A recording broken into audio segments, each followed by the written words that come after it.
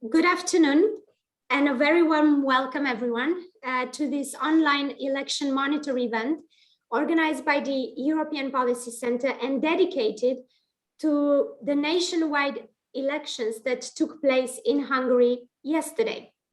This Sunday voting was described as the toughest election in at least a decade for veteran Prime Minister Viktor Orban and his Fidesz party. For the first time since 2010, 6 opposition parties put their substantial ideological differences on hold and rallied behind Péter in their determination to oust Orban. But it wasn't enough. In the end, the change of guard, which some dared to think possible, did not transpire. Fidesz scored a crushing victory, retaining its 2/3 supermajority, which also allows Viktor Orban to extend his premiership for a 4th time in a row. What are the implications of this outcome for Hungary as an EU and NATO and Visegrad state? What does the future hold for the country domestically, but also on the European and international stage? To help us make sense of the vote and its consequences, I have the pleasure of welcoming 2 distinguished speakers here today. Péter Kréko, director of a Budapest-based independent policy research and analysis and consulting institute, which is called Political Capital, and Márta Pardavi, co-chair of the Hungarian Helsinki Committee, which is a public benefit human rights organization helping refugees, detainees, and victims of law enforcement violence. Thank you both very much for making time to speak to us today. As always, we will first hear from our panelists, and then I'll turn to our audience for comments and questions. I invite those participants in the public who wish to intervene live to please click on the raise hand button on their screens and wait for me to give them the floor when the time comes. Otherwise, I encourage everyone to leave written questions in the Q&A box, not the chat box, but the Q&A box at any time during the discussion, and to keep it short. We'll try to address all contributions as we go. And with that, let's get started. I'd like to begin with Péter. Péter, in a speech on Sunday night, Orban said that the victory, I quote, can be seen from the moon, but it's sure that it can be seen from Brussels. And the message it's sending to Europe, according to Orban, is that, I quote again, our brand of Christian democratic, conservative, patriotic politics is the future. Péter, please walk us through the results and tell us how, in your opinion, Europe and the world should see them. Thanks a lot, Corina, and I'm glad to be part of this panel and discussion.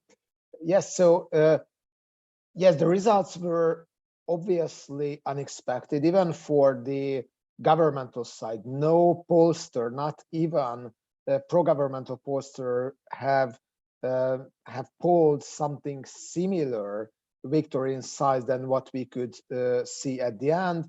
So some polls indicated that Fidesz can win with about 10% advantage, 10 percentage points advantage on the party list, but no one expected that it will be close to 20.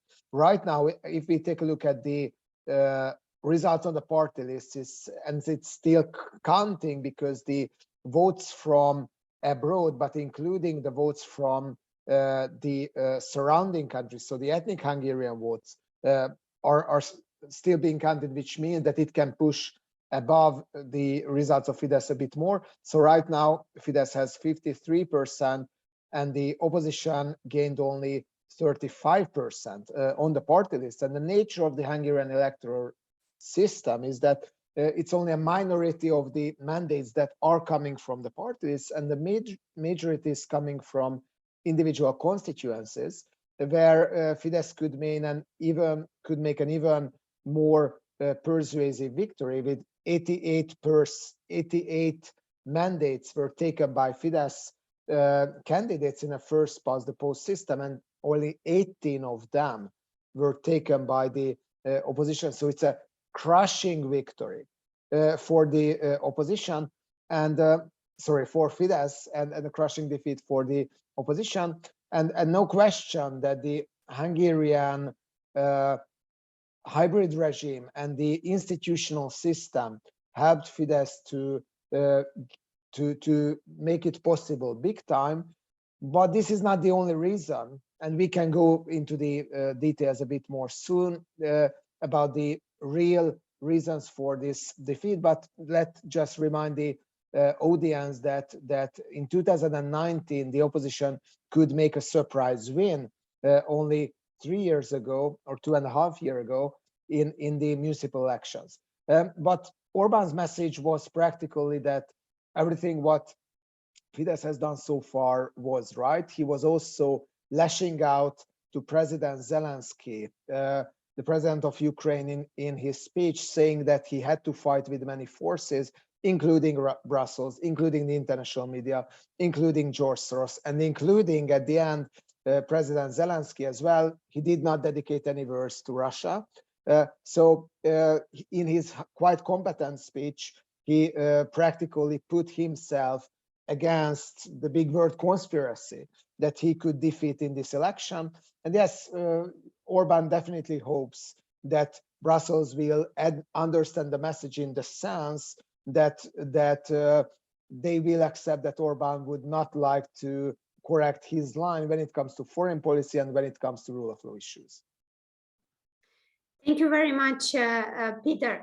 Márta, were you surprised by the results? And also, we know that alongside the election for the parliament and prime minister, Hungarians were also called on Sunday to express their views in a controversial LGBT rights referendum. What was all that about, and how did it go? Yes, certainly. I was hoping that the result of the elections would yield a more balanced parliament, where the political opposition would have more opportunities to actually do their job, to hold government accountable and to use the parliamentary supervisory powers. Now, these hopes, I think, are dashed quite a lot, and with a super majority again, one really wonders whether the Hungarian parliament can fill the duties of a parliament. As you point out, Corina, there was also another very important referendum going on, initiated by the Hungarian government. A lot of critical remarks were leveled at the Hungarian government last summer, in the summer of 2021, when there was a legislation passed that actually made the public display of the idea that, let me paraphrase it, that LGBTQ people exist and they have a right to equality and dignity in Hungary, that this should be sort of somehow sanctioned in the public portrayal of this. This created quite a stir, and the Hungarian government argued that this was in the interest of children in Hungary, to protect children. And to follow up with this, the government initiated a referendum, a nationwide referendum that ended up being held on the exact same day as the elections yesterday. Now, the referendum itself created a lot of outrage among, for example, Hungarian human rights and civil society organizations, but a lot of Hungarian citizens themselves, because it asked a set of 5 questions which its critics, including the Helsinki committee, said that it was nonsensical, aimed at nothing else but to stir hate, polarize the electorate, which is a sort of a usual method of the Fidesz government, and also that it would allow, because it's a referendum that the government initiated itself, it would allow limitless spending on the campaign for the referendum, so that this referendum would both polarize and mobilize voters and allow the government and Fidesz to spend as much as they want on it so that it would be actually very closely linked to the election,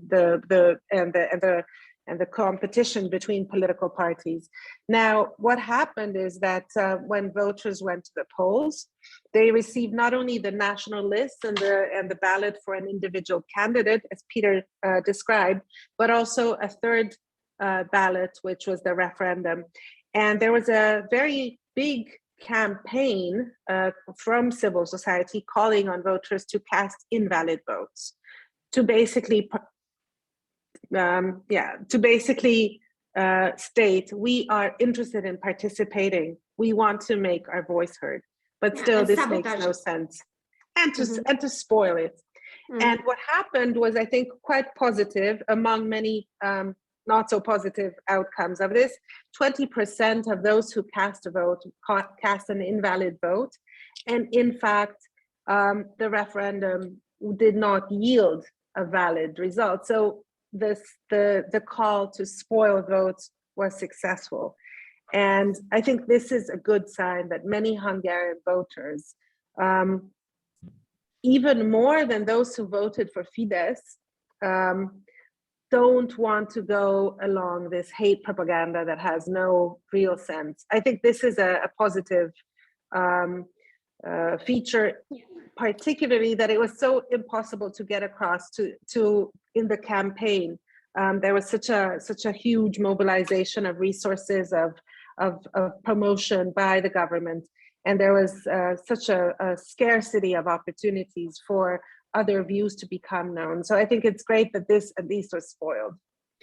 It was spoiled, but do I understand correctly that the law is already in force? So in a sense, not a lot changes.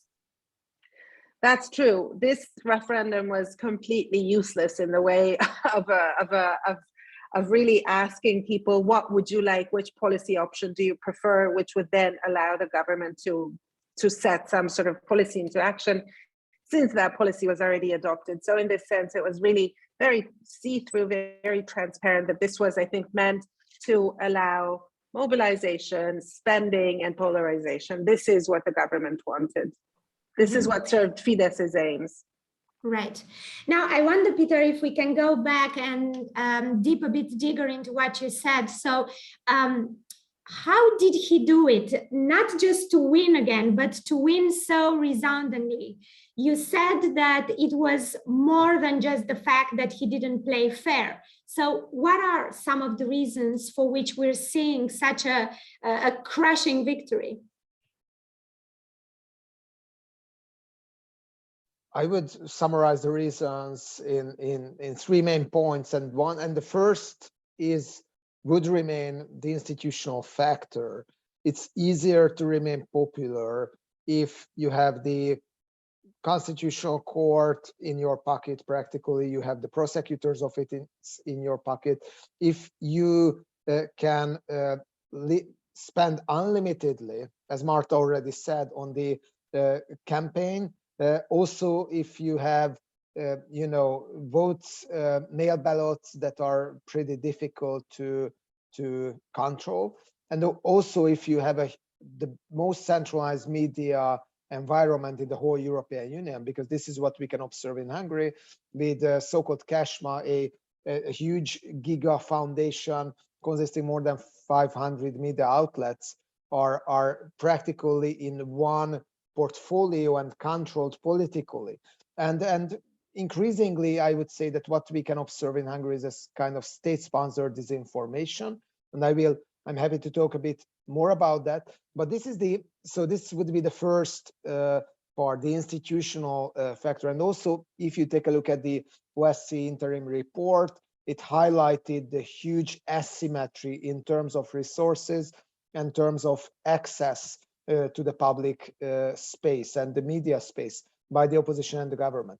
But the second factor, what I would mention, is the inability of the opposition to mobilize its voter base. And if you take a look at the results, what we see is that Fidesz could gain about 100,000 votes more than they had in 2018 in the last elections. And it's their historic victory, both in terms of percentage and both in terms of the number of votes is the highest ever they received.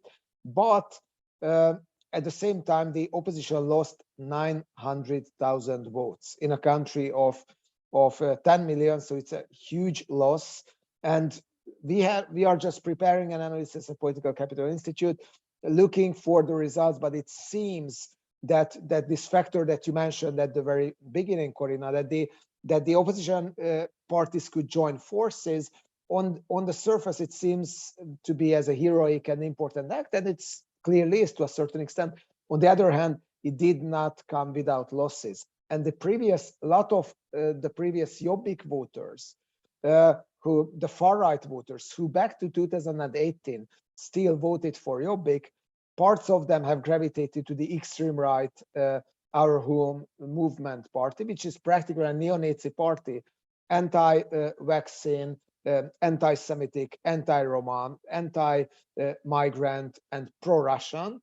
So it's a really hardcore far-right party, something like we can say Golden Dawn previously in Greece. So extreme to that extent could make it in the parliament with 7%, and also it could add to the increasing results of Fidesz as well. So not everyone was so happy about this kind of opposition cooperation. And even if it worked pretty well in 2019 in the municipal elections, it did not seem to work that well right now at the parliamentary election.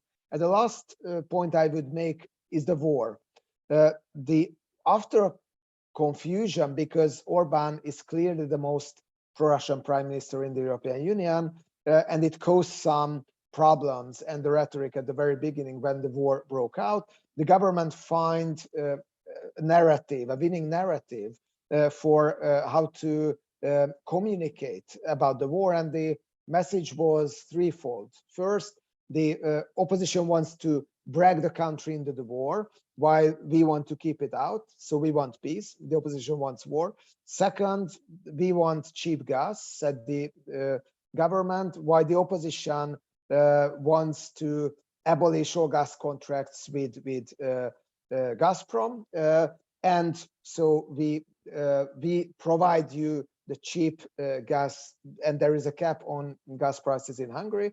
And the third one, and this is the most bizarre, that the Hungarian opposition have conspired with the Ukrainian state and with Volodymyr Zelensky in order to weaken Fidesz. So Orbán was not afraid of Russian and Chinese interference into the elections, but American, Brussels, and Ukrainian interference. So it was the third important thing. Orbán could just exploit the very strong need for security of the Hungarian voters, both in terms of material security, low prices, low gas prices, and both in terms of existential security, so no war. But at this point, let me mention that the three main messages that the government pushed through during the campaign were all, lacking any particles of truth. First, that in the referendum, that your children is in danger, that they will undergo sex-changing surgeries, and this is an imminent danger. No one have ever heard almost in Hungary about sex-changing surgeries before, so it was something totally novel for Hungarian voters. But it's really not an imminent threat in Hungary, to say the least. But this was message one. Message two is the opposition conspires with the Ukrainian state so that to bring Hungary into war and send soldiers to Ukraine, factually totally incorrect again. And the third one, that the Hungarian opposition wants to cut the gas deals with Russia. It was also not true. So the three main messages were all disinformation. And I think it just shows the power of state-sponsored disinformation that is still a problem within the European Union. So you can ban Russia today, you can ban Sputnik from the European media space, but you can't ban European governments spreading disinformation. That's why Political Capital, together with HCLU in Hungary, have filed a complaint to the European Commission that this is a danger to deal with.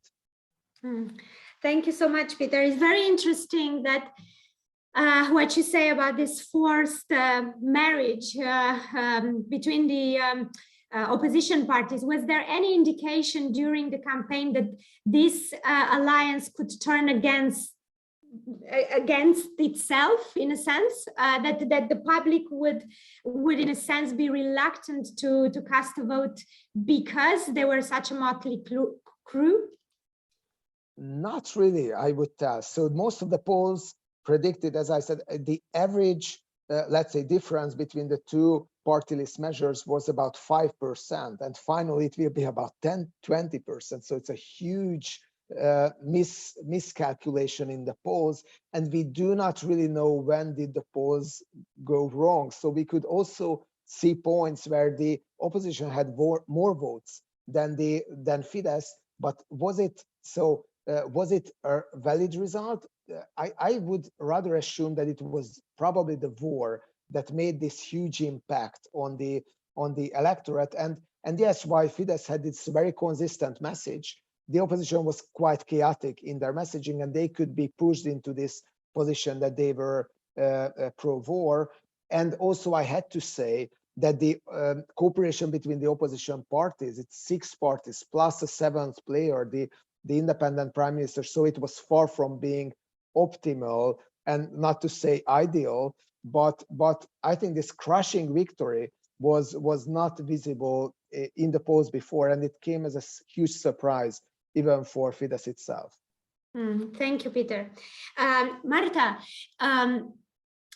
would you agree that Russia and the invasion of Ukraine was a game changer in the campaign? And could you maybe also mention some of the other issues that played out? Yes, this is certainly true. While the campaign, well, it's been going on for quite a while, even if the official start of it was just 50 days before yesterday's election. But the campaign, I guess, was the main themes were set out long before, and then all of a sudden, Russia invaded Ukraine, and this really changed the discussion and the way I think Hungarian voters were feeling, and the way that they were looking at the issues that otherwise were already very much present, the ones that Péter had identified. So I think this was certainly unexpected, and it is, of course, in our vicinity. So Hungary is receiving refugees. It is something that I think our people are very personally affected. Their level of anxiety about this war is extremely high. Now, of course, this came not only as a turning point because of the war, but because of the information and the messaging around it. Péter talked a lot about the disinformation, and I think this is really very, very concerning. The extent of the Russian or purportedly Russian disinformation campaign and the way it was portrayed in taxpayer-funded but state-run media outlets, either what should be the public broadcaster, but I think it is more of a state broadcaster by the time that we are discussing, and also the pro-government media outlets and on social media. I think a lot of Hungarians really received messaging that was extremely one-sided, very much against Ukraine, and emphasizing the risk, the personal, actual real risk to citizens. And this, together, the war plus this information dominance, really twisted things.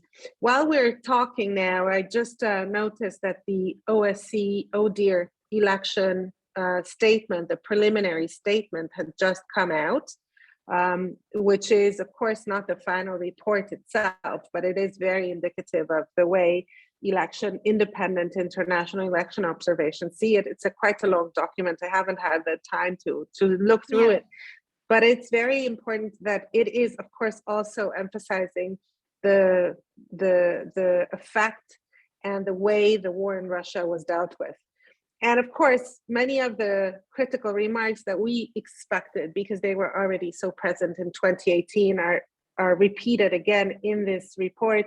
And it says that the campaign was marked by an absence of a level playing field, characterized by a pervasive overlap, and it gave an advantage to the ruling coalition, blurred the line between states and parties. So imagine this was already what was in place before the war had broken out.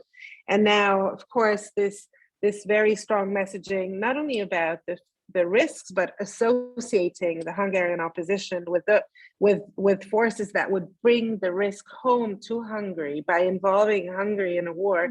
Completely untrue, though. Really persuaded voters that there is a huge issue, and only the prime minister can protect the country and society against it. That's true that then Russia and the war in Ukraine might have helped Orban's campaign, but is his personal friendship with Putin turning into a liability and sort of causing Orban to lose friends in Europe? I'm specifically interested, Peter, if you can spare a word on the dynamics in Central Eastern Europe and whether Hungary's ambiguous foreign policy will potentially cause problems in the Visegrad group for Hungary. Yeah, this is also a crucial, important question, as practically we can say that Orban burned all his reserves diplomatically and also economically in the run-up for the campaign. There will be a need for a strong economic correction.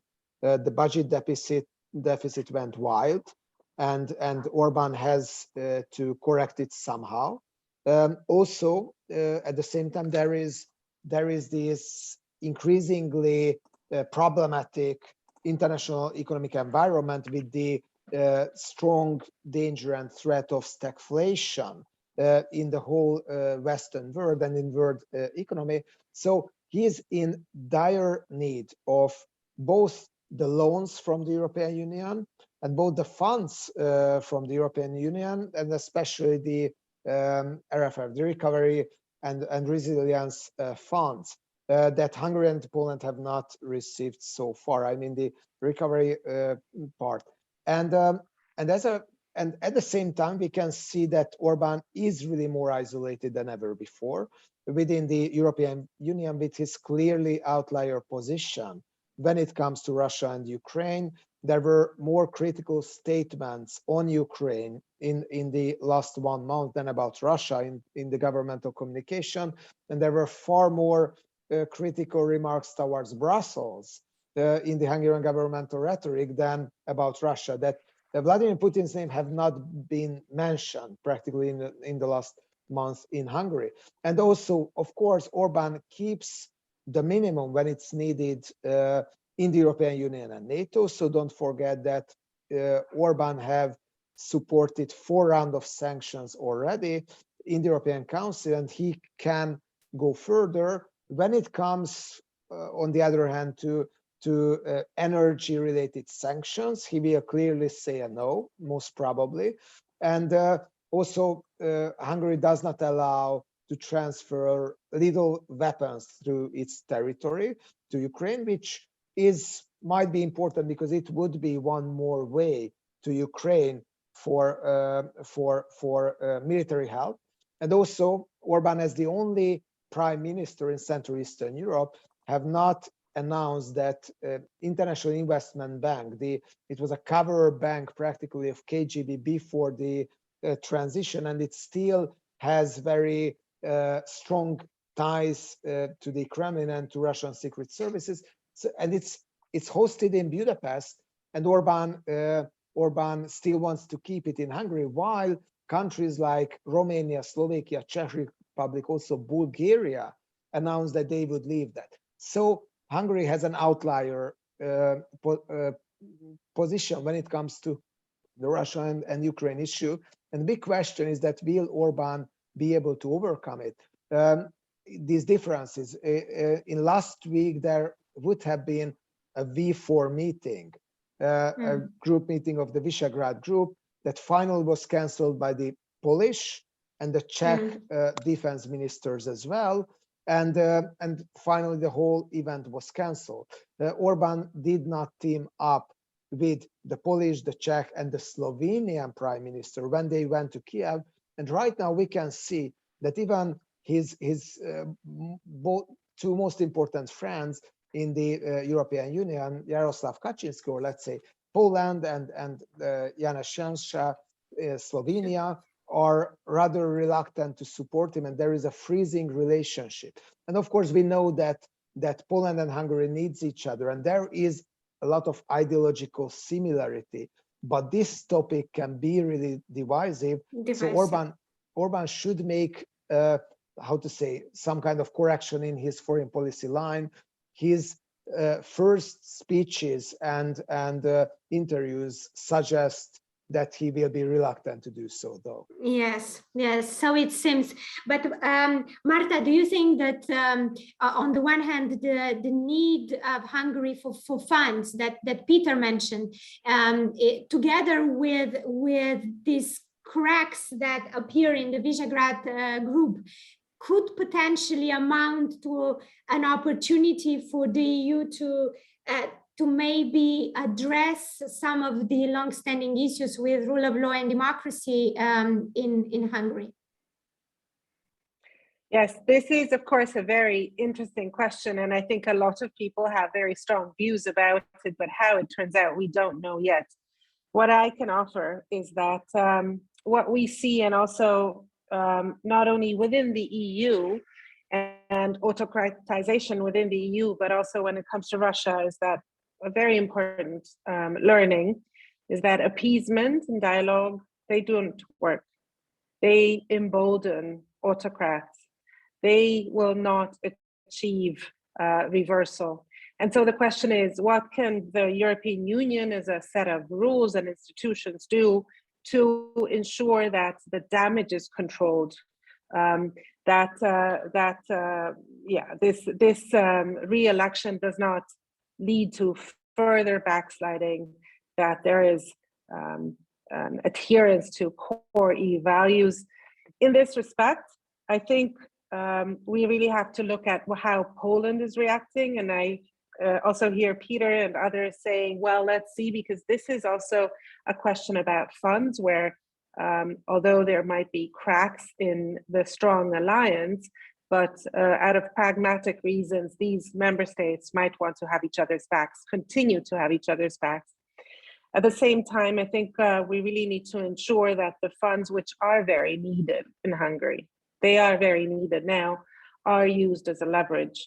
Why reward a system that has been pointed out so many times for its failures in the rule of law and the anti-corruption front? Why reward it now? I think this is an important moment for the European institutions to start using tools that have been developed over time.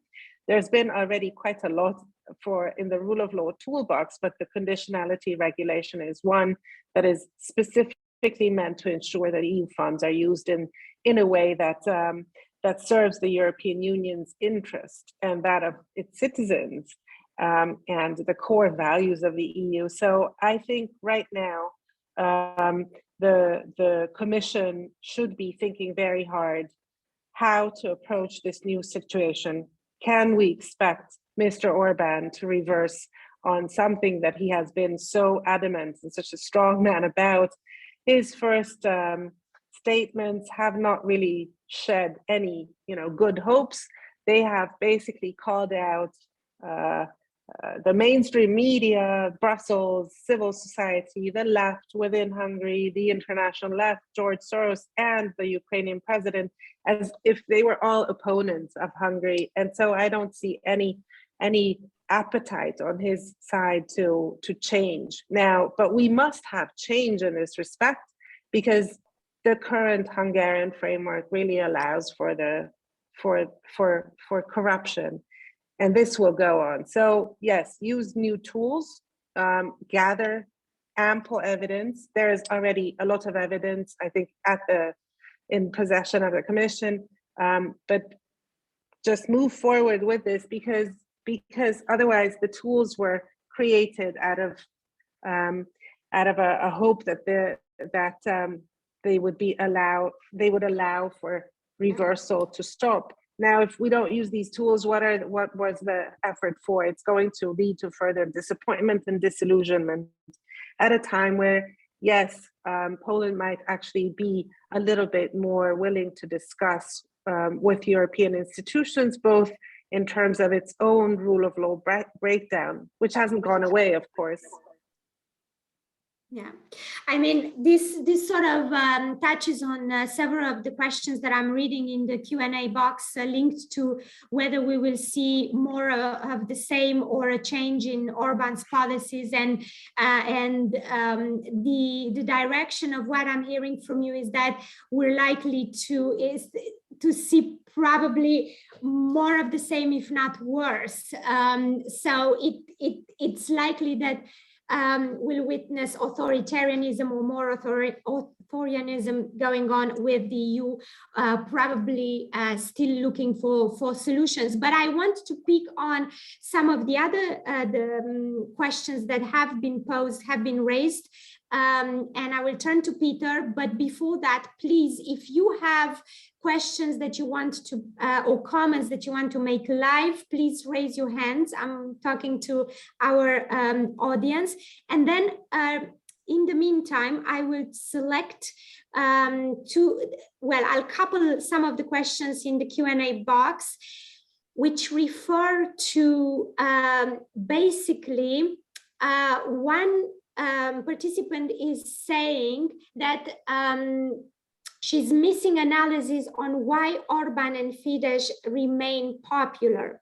So in a sense, why, Péter, in your opinion, despite everything that we said, and we understand the constraints and the structural problems and sort of limitations, is there, however, a reason for why the messaging that Orban is coming and Fidesz is coming out with resonate with the electorate?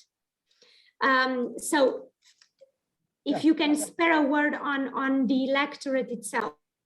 Yeah, thanks. Very, very important question. I told already, I think one explanation, it's like that Orban could really well target the security related fears of the voters. And in contrast with the opposition that was much less able to do so. One thing. The other thing is economic growth in the last 4 years, plus a huge pre-election spending right before the elections that practically was affecting all the voter bases possible, from the teachers through the healthcare workers until the pensioners and the families. And it was a very, very generous pre-election spending, and it also seemed to work quite well. And let's say I would raise a third explanation, which would be more like a holistic one. I think that Orban's position, so there was a lot of wondering about if Orban's position have shaken as a result that he, as the street fighter, finally become the dove of peace when it comes to a real war and conflict in the neighbor, and when it comes to the issue of Ukraine.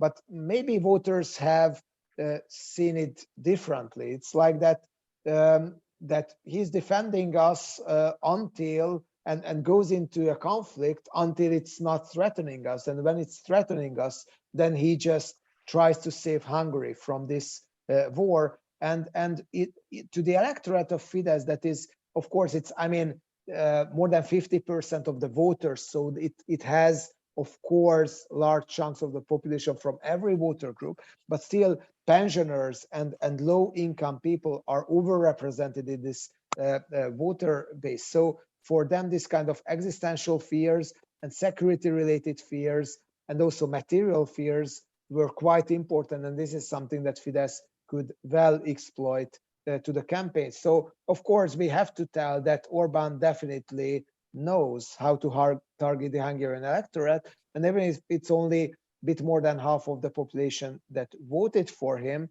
so it's we cannot say that it was only just because of the institutional Sure. environment. Of course, his messages found their way to the voters. But then if you consider the institutional issues and all of the other problems that you've mentioned, and together with this sort of fear and need for security and tendency to look at him as the savior and the protector, then what can one do? Is there any hope of bringing about change or doing things differently, arriving at different outcomes? What can be done, and whose responsibility is it at the end of the day? Short response, and then I would be curious about what Márta would say about that. But I think that it seems that in Hungary the politicians didn't really do the job they were expected to do. So if we just think back for less than a half year, the primaries in Hungary gave a huge boost to the Hungarian opposition, and then I think there was a big momentum that then the parties and the candidate himself couldn't really fulfill. 2.5 years ago, there was the municipal elections when there was some change coming, and it was rather unexpected. Also, last summer, there was a big protest against the Fudan University and also against some kind of mass mobilization on the opposition side. So the Hungarian opposition have a traditionally, historically really bad sense of rhythm. So it never gets strong before the elections, but also always in somehow in the midterms. So I think it could have been done differently. The big question, of course, is that will a new or the existing opposition forces be able in a next election in a closing space to challenge the government again? What we can expect for the next, let's say, 2 years is blood, sweat, and tears because of the austerity measures and the very dire diplomatic situation. So it would theoretically give some opportunity for mass mobilization, either for NGOs and either for political parties. The big question is that will these organizations be able to overcome the hugely dispiriting effect of the current election results? I can't tell it at the moment, and I think Márta will have some important thoughts about what the European Commission and European institutions might do in this situation. Indeed. Márta, do you want to come in on this? Yes, Corina, your original question was basically, how come the Hungarian Prime Minister and the Fidesz party were so convincing? Well, one part of this, and it really must always be emphasized, I think, is this completely distorted playing field. But who is playing on this? Well, I think we have to look at the numbers. Hungarian voters were simply not convinced in high enough numbers by the political opposition. Of course, yes, there was a war, there was a lot of pre-election spending. There was also a lot of concern that was artificially boosted, engineered. I think also it would be interesting to look into how social media, with all its ailments and distortions, has allowed one very important narrative to come to the forefront at the expense of others. So if you have an abundance of resources, can you really mine so deep with your targeted research, your targeted political advertising to really flip sentiments of voters with false, non-existing choices? But for example, this referendum, completely nonsense, but people still cared about it quite a lot. So, but it goes back to the other aspect too. Was the Hungarian opposition good enough, strong enough of a match? And how closely they held together? Were they rallying really behind distinct messages and distinct leaders? In this sense, were they strong enough and inspiring enough for voters in this difficult situation with the war going on in Ukraine to put their, X next to their name? Right. I guess not. And what can be done about this? Well, European institutions can ensure frameworks are better and stronger and they're enforced, but they certainly cannot replace and should not replace, Hungarian citizens and their representative political parties. So I think it's day after the elections, it's very hard to tell how this coalition, this alliance will survive. The signs last night were not very promising. Who will take, a leadership position? Who will call them, out, and provide an alternative, a strong enough opposition to this very strong representation of Fidesz in the parliament? I think we'll have to see, but what I expect is that many of the people that we've seen around in the past few years will really disappear from the front lines, and who will take their place is a big question, whether there'll be anyone. And what about the EU? What can the EU do more and better?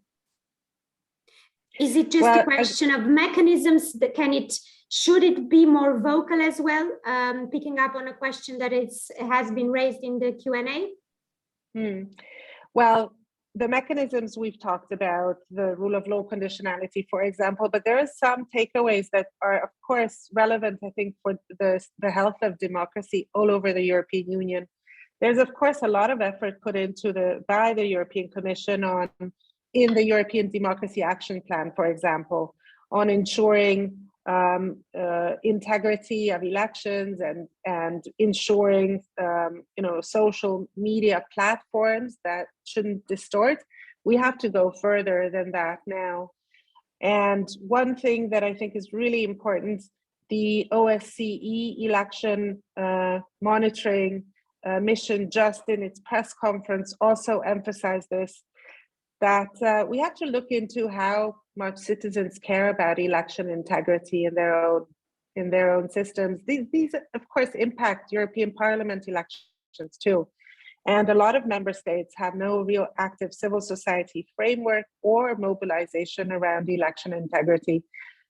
In many places, I think it is assumed, and sadly this allows for threats and jeopardy, but it is assumed that elections are managed well, campaigns are fair. Well, it's not only Hungary which will show that this is not the case. So more needs to be put into ensuring that there is, high standards, and these are enforced and demanded by citizens and observed by citizens observation groups. The other thing, the disinformation. Now, there is quite a lot of buzz about countering disinformation, but how much that trickles down to actual citizens, and do we know what to do against it? And do we know what to do against it when it comes and attacks the basic ideas of social values from governments? We're not prepared for this. We're prepared for other third-party actors or foreign interference, right? But what if it's the EU's own member state governments, those who sit in the decision-making formats that do this? So I think we don't really have a ready-made answer for this. And this, of course, takes us to the issue of do we appease or do we call this out? And I would certainly say this is absolutely the time to be very, very vocal about core values. This is what distinguishes us from the aggression that Russia is doing. And so I think member state governments, representatives have to be brave in the council to ensure that the distortions and the erosion and the degradation of our values are not allowed to go forward. So yes, politically calling out, ensuring that this is not tolerated. And I think this would also mean that a lot of member states who have so far maybe watched with increasing alarm also need to make their views publicly known. Thank you so much, Márta. I don't see any hands raised, so I will continue reading or drawing on some of the questions in the Q&A box. Péter, I will couple some questions I'm seeing from our participants. What do you think the ripple effects of the Hungarian elections will have on the upcoming elections in Slovenia and France, if any? Yeah, I'm just really impressed by the questions that are in the Q&A box. I think there's really brilliant, and we can't even respond them all. Yeah, and this is an important one as well. As for France, I think pretty much nothing. My expectation would be the issue of Viktor Orbán is a bit, how to say, depoliticized in the French electoral debate, in the sense that, yeah, Orbán have officially endorsed Marine Le Pen. On the other hand, there is an quite spectacular, how to say, I would not say increasing friendship, but some kind of decreasing distance between Emmanuel Macron and Viktor Orbán when it comes to issues, for example, as nuclear energy. And we can even assume that Orbán will have some, second thoughts of having, and France as well, of having a French nuclear supplier as the substitute of the Rosatom power plant extension if it fails finally or will be cancelled, which is pretty likely. Also, it seems like Emmanuel Macron is more concerned right now about about the unity of the European Union, like, let's say, Chancellor Merkel were before, than for some of the rule of law aspects. And in that respect, as talking to French colleagues as well, what I've heard is that this anti-Orbán rhetoric in France was turned down, and also the anti-Macron rhetoric in Hungary was turned down. So I don't think it will have too much impact on the election in France, but it might have some impact on Slovenia, because Janez Janša and Viktor Orbán are in good terms, and also Orbán was exporting some of his narratives through media and through consultants as well to Slovenia. And I do think that it could probably a bit raise the chance of Janša's victory, even despite the fact that in the issue of Russia and Ukraine, and beforehand on the issue of Belarus as well, there were clear and visible disagreements between these countries, but it can give some kind of, how to say, illiberal boost to Janša as well. Thank you so much, Péter. I see that we have one hand up, so this is the last question where I'm going to take. It's coming from Joanna Betson. So Joanna, if you want to come in, now it's the moment. Joanna, are you with us? Joanna? Okay, so Can you hear me? Yes, I can hear. We can hear you. Go ahead. Is Vladimir Putin rubbing his hands in glee after the election results in Hungary and Serbia? That was the question. Sorry, I personally didn't catch that. Can you please repeat? I said, is Putin rubbing his hands in glee after the election results in Hungary and Serbia? Right. I mean, I will come back to our panelists, and to that maybe question, I will add the final one. How do you explain that the results in the capital, where the opposition took most mandates, are not at all reflected in other big cities? So these are the final two questions that I'm going to pose to the two of you, with the last request to maybe tell me one hope that you have for the future now. And I will go to Márta because she's been quiet for a while, and then we'll finish with Péter. Márta, for the final words, and respond to some of the questions as you see fit. Yes, so how come that almost all the voting districts in Budapest went to the opposition, whereas this is quite the opposite from what happened in most other places around Hungary. Well, yes, of course, you can explain this by the urban and the rural divide and many other demographic factors. But also here, I think in a big city, people are more exposed to a variety of voices and visually on the street too, and also from being in contact with maybe different kinds of people. So you move a little bit out of your bubble. And I think here the voters typically, of course, over the past few years haven't been very receptive to Fidesz messages, and it appears that Fidesz has lost Budapest even more than before. So even long strongholds of Fidesz in the wealthier parts of Budapest were now lost, and people chose to give an opportunity to, for example, a fairly young opposition candidate from the Momentum Party. So I think this also signals that people here, at least in Budapest, are tired of Fidesz, are disillusioned. Fidesz has discredited itself, and it really hasn't served the interests of people in Budapest, at least not when it comes to development or the visible effects of an economic boost. Budapest and its citizens have really been, I think, punished for the victories, and so this is how they gave back.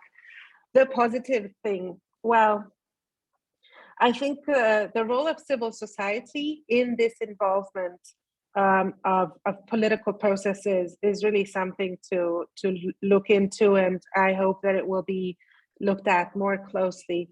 Civil society organizations, volunteers mobilized immensely, both for the primaries within the opposition, so they basically ran the primaries, and also ensured that there was now bigger than ever mobilization of local election officials, making sure that the voting process was free and as free as can be under the circumstances. And so 20,000 Hungarian citizens, even more than that, volunteered to go all over the country and serve as polling station workers, poll workers. There was, beyond that, a lot of organizations that recruited volunteers to ensure that around polling stations there would be a lot of Hungarian semi-observers. I think this also means that citizens were very interested to ensure that this would be a democratic process, that they would have participation, that they would have integrity.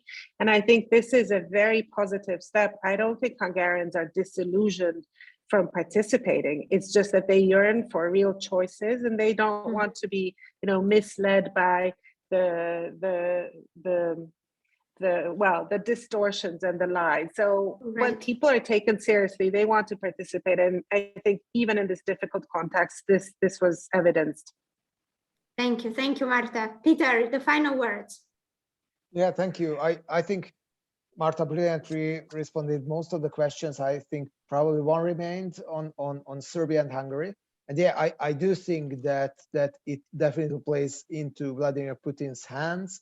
And these two political leaders are still openly endorsing, keep up at least economic relations with Russia, and sometimes turning a blind eye to the huge atrocities and mass killings that are happening. So it was, I think it was quite telling that on the very day where most of the Western public opinion was busy with reflecting on what happened in Bucha, with more than 300 civilians were killed by the Russian soldiers, which is really, I mean, a terrible and symbolic event for Europe as well. Then these two political leaders have been re-elected big time in their respective countries, and the two countries are also working in tandem in a few instances. Also, let's remind ourselves that they both have do some business in Bosnia-Herzegovina, and it's not necessarily in line with what most of the EU is interested in that country. And also, I think what is pretty important is Orban is increasingly playing this neutral role. similarly to Serbia, but the big difference is that Hungary is an EU and NATO member state. Still, the rhetoric and the approach is pretty similar, and Orbán follows reluctantly the mainstream EU line when it comes to sanctions and so on, unlike Serbia. But these two countries, together with Milorad Dodik and the Republika Srpska, definitely deserves more attention. And the last thought, what would be my wish? Orbán's big hope right now is that realpolitik will prevail principles in the European Union, and the need for unity in the European Union first. Second, the need for economic growth in a very dire economic situation will override the need for sanctions and also the need for attention to rule of law issues. And I just can hope it will not happen. And I think we can see a huge boost for the Western world in a bizarre manner as a result of this war. The EU and NATO becomes way more attractive than it was ever before. And I think the liberal democracies as such are becoming more attractive than they were before the war, and hope it will prevail in a way that these Western liberal democracies keep their values and principles as well, because this is what keeps them alive and keeps them attractive. That's a very important point, Péter, to close with. Thank you so much to both of you for your absolutely brilliant contributions. I think the discussion was fascinating, and quite clearly a lot of work remains to be done, both at home in Hungary, but also in the EU vis-a-vis its members. And so the conversation will continue. Thank you to both of you. Thank you to our audience, and I look forward to our next discussion. Bye-bye.